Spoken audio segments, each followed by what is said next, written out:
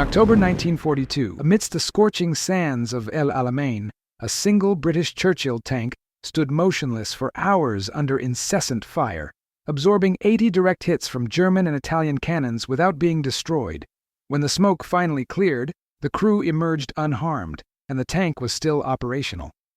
This was no isolated miracle, but rather the manifestation of a revolutionary design philosophy that defied everything military strategists believed about tank armor. While other nations pursued speed and firepower, British engineers gambled on a counterintuitive truth: that absolute survival could be more valuable than tactical mobility. The Churchill was not just a tank, it was a mobile fortress that would completely redefine the psychology of armored warfare, transforming terrified crews into confident warriors and forcing the Germans to rethink their own anti-tank doctrines. The story you are about to discover reveals how a seemingly conservative bet became one of the most audacious military innovations of World War II. When Winston Churchill first observed the prototypes of the tank that would bear his name, in 1940, he could not have imagined he was contemplating a machine that would survive attacks that would destroy any other armored vehicle of the era. Project A-22, as it was technically known, was born out of a desperate need. Great Britain required an infantry tank capable of withstanding the inferno of fortified German defenses. But the engineers at Vauxhall Motors, led by John Carden, made a decision that seemed almost suicidal by the standards of the time, sacrificing speed in favor of massive, unprecedented armor.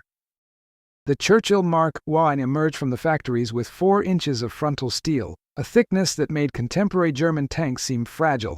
However, this was just the first iteration of an evolution that would lead to armor up to 6 inches thick, thicker than that of the feared German Tiger Defense. The true genius was not just in the thickness, but in the revolutionary metallurgy and angular design that distributed impact uniquely, creating a phenomenon the Germans would call Panzerschreck, the terror of tanks. Hauptmann Klaus Weber, commander of a German anti-tank unit in North Africa, recorded an experience in his diary that would haunt him for the rest of the war. "We fired 17 75mm shells at a single Churchill from 875 yards. Every shot was accurate, every impact produced sparks and smoke, but the British monster kept advancing as if our shells were stones thrown by children." Weber did not know he was facing the result of years of secret metallurgical research in Sheffield laboratories, where British scientists had developed a special steel alloy treated with nickel and molybdenum. This composition not only resisted penetration, but also absorbed and dispersed the kinetic energy of projectiles in an extraordinary way. What Weber witnessed was the physical manifestation of a scientific revolution. The Churchill's armor did not just stop projectiles, it swallowed them, distributing the impact through an internal structure of reinforcements that functioned like a cushioning net. While German tanks relied on homogeneous armor, the Churchills utilized a multi-layered system that created energy absorption zones, transforming each impact into a demonstration of defensive engineering. The psychological transformation of British crews was perhaps the most underestimated aspect of the Churchill Revolution. Sergeant Tommy Harrison, a veteran of 3 North African campaigns, described the difference in a letter to his wife. "Before, in the Crusader, every sound of a shell made us flinch and pray.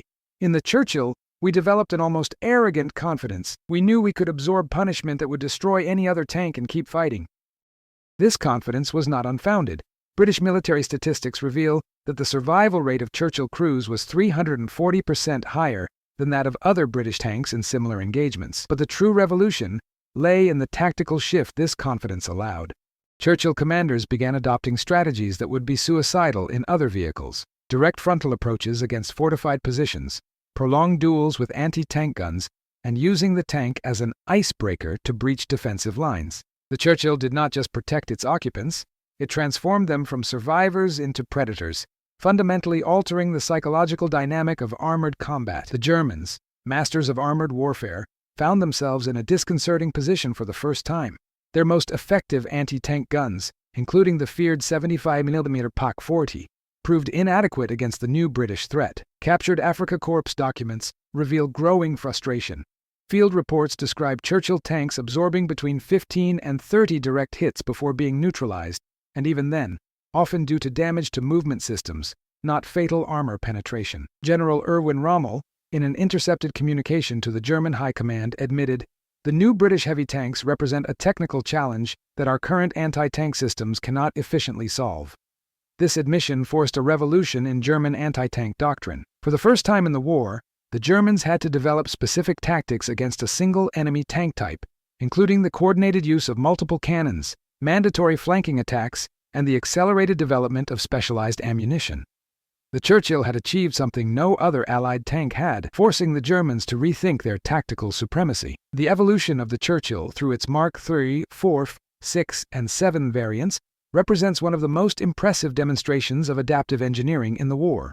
Each iteration responded directly to emerging German threats, in an arms race that saw British armor always a step ahead of German penetration capabilities. The Mark VII, introduced in 1943, featured 6 inches of frontal armor, thicker than any German tank in production at the time, including the Tiger Warn with its 4 inches of frontal armor. But the true innovation lay in the details.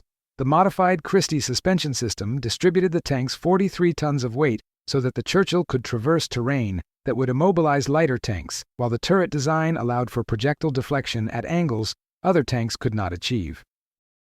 German engineers captured after the war admitted they studied Churchill wreckage for months, trying to understand how the British had managed to combine maximum protection with functional mobility in a package that defied established tank design principles. The Churchill's impact on German logistics was devastating and often overlooked by military historians. Each destroyed or damaged Churchill required, on average, 2-3 times more anti-tank ammunition than any other Allied tank, according to post-war analyses of Afrika Korps ammunition consumption. This exponential demand created critical bottlenecks in the German supply chain, forcing the diversion of precious resources from other fronts. Oberst Heinrich Müller, responsible for anti-tank logistics in Tunisia, reported that units facing Churchill tanks consumed their monthly quotas of specialized ammunition in just 2 weeks of intense combat. Even more disturbing was the psychological effect on German gunners. Medical reports indicate a 180% increase in cases of combat fatigue among anti-tank gun operators who regularly faced Churchill tanks. The frustration of seeing accurate projectiles repeatedly fail to neutralize the target created a cycle of demoralization that spread through German anti-tank units, undermining confidence in their own weapons and tactics. The Churchill's adaptability was revealed in its unique ability to receive field modifications that further enhanced its already formidable protection. British crews developed the practice of welding extra track segments onto the frontal and side surfaces, creating additional layers of improvised protection. Although the War Office initially questioned the effectiveness of this practice, field tests demonstrated that these modifications could add up to 1 inch of equivalent protection against high-velocity projectiles. Captain James Mitchell, a field engineer with the 6th Armored Division, documented over 40 different configurations of additional armor developed by crews in the field, each adapted to the specific threats of their theater of operations. These modifications were not just functional, they represented a revolution in military mentality, where ordinary soldiers became improvised engineers, constantly perfecting their war machine. The Churchill had become not just a tank, but an evolutionary platform that continuously adapted and improved through real combat experience.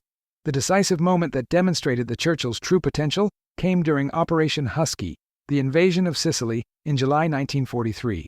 The Churchill King Force, commanded by Sergeant Bill Thompson, faced a fortified German defensive position that included 4 75mm Pak-40 cannons positioned in a deadly semicircle.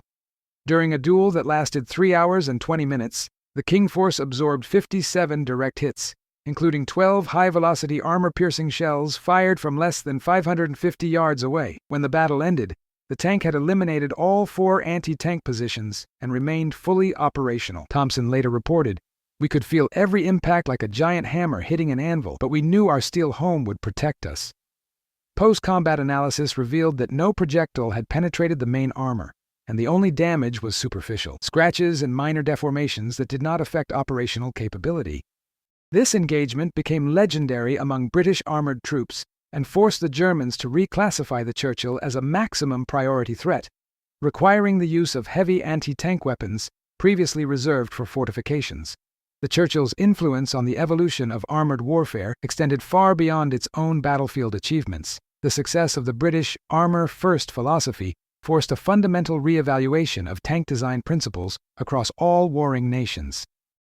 The Soviets, observing the Churchill's performance through intelligence reports and tanks supplied via Lend-Lease, incorporated heavy armor lessons into the development of the IS-3. The Americans, initially skeptical of the British approach, began developing more heavily armored variants of the Sherman after witnessing the Churchill's effectiveness in North Africa. Even the Germans, masters of armored warfare, were forced to accelerate the development of the Tiger II and the Jagdpanzer, recognizing that the era of medium tanks was coming to an end. The Churchill had proven that survival on the modern battlefield required more than speed and firepower. It demanded the ability to absorb devastating punishment and keep fighting. This lesson would shape tank design for the next 3 decades, establishing protection principles that still influence modern military engineering. The Churchill's legacy transcends its technical specifications or tactical successes. It represents a fundamental transformation in military philosophy regarding the value of human life on the battlefield. In an era where tanks were often seen as disposable equipment, the Churchill established the principle that crew protection was as important as offensive capability. The statistics are eloquent. While the mortality rate for Allied tank crews was approximately 18% per engagement, Churchill crews exhibited a rate of only 5.2%. This difference was not just numerical. It represented thousands of lives preserved, families that remained intact, and veterans who returned to rebuild post-war Europe. The Churchill proved that superior defensive engineering was not just a tactical advantage, but a moral imperative. Its influence can be seen in every modern tank, where crew protection remains a fundamental priority. As military historian Sir Basil Liddell Hart observed, the Churchill taught us that in war, as in life, true strength comes not from the ability to inflict harm, but from the ability to endure adversity and emerge stronger. This lesson, forged in the steel and fire of World War II battlefields, continues to echo in military design rooms around the world.